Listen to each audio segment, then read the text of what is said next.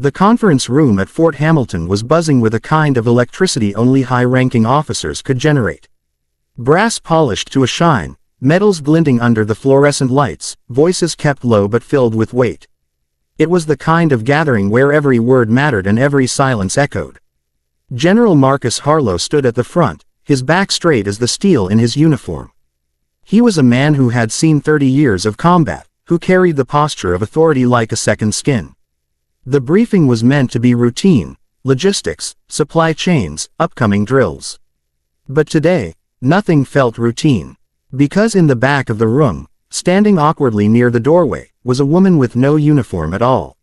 She wore a simple cardigan, her hair tied loosely, the kind of face that looked more at home in a classroom than in a military base. Her hands were folded, as if she wasn't sure where to put them. She wasn't supposed to be here, at least not in the eyes of most of the officers who now cast sideways glances at her. And yet, there she was, uninvited, unnoticed until now. Harlow paused mid-sentence, his sharp eyes locking onto her. "Excuse me," he said, his voice slicing through the low murmur in the room. "This is a closed briefing. Who are you?" The room fell silent. The woman swallowed, her throat dry. She hadn't planned on being here, hadn't planned on speaking, but something inside her had insisted she walk through those doors. "My name is Anna," she said softly. A few officers exchanged puzzled looks.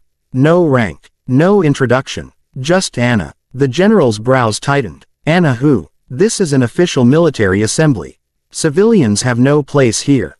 Her fingers trembled slightly, but her voice, surprisingly, did not.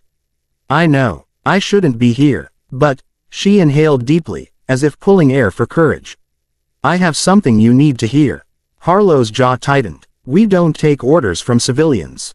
That's when it happened. She said one word, just one. And the general froze, as if the oxygen in the room had been sucked away. "David." The room tilted. The general's face, normally unreadable as stone, flickered. His lips parted but no sound came out. For a man who had barked commands under artillery fire, who had stared down dictators across negotiating tables, that single word unraveled him. "David," he repeated, softer this time. Anna's eyes shimmered. "Your son." The officers shifted uncomfortably, unsure whether to intervene or to leave this unraveling moment untouched. Harlow's hands clenched at his sides. His son, Captain David Harlow, had been killed overseas 2 years earlier.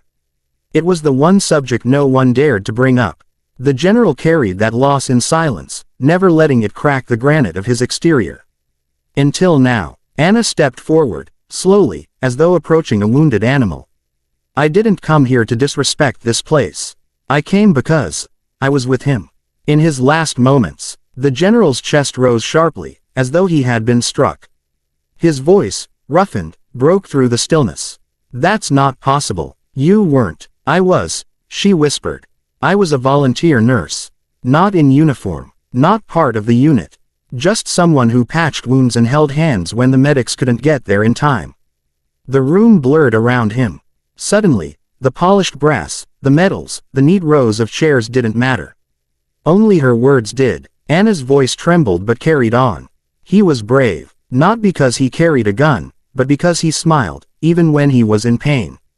He asked about home. He said he wanted to make you proud. And he made me promise that if I ever got the chance, I would tell you one thing." The general's throat tightened. "What?" The entire room leaned in, though none dared breathe too loudly. Anna met his gaze, steady now, stronger. He said, "Tell my father I forgive him." The silence that followed was unbearable. The general's face broke open in ways no battlefield ever had. His eyes, long trained to stay dry under fire, filled. His jaw shook. The officers, men and women who had followed him unquestioningly for decades, looked at him as though seeing a man, not a rank, for the first time. Harlow lowered his head, one hand gripping the podium as if it were the only solid thing in the room. "Forgive him." The words replayed, colliding with every memory of strictness, every missed call, every unspoken, "I love you," replaced with duty. And Anna didn't stop. "I wasn't supposed to survive either," she said, her voice breaking. "But your son covered me with his own body when the mortar hit. That's why I'm standing here today. Because of him. And because of him, I couldn't keep silent any longer. The general's breath caught. She had no uniform, no medals. And yet, in this moment, she carried more weight than anyone in that room. He looked up, finally meeting her eyes again, and in that silence, one word, one memory, one act of selflessness, changed everything.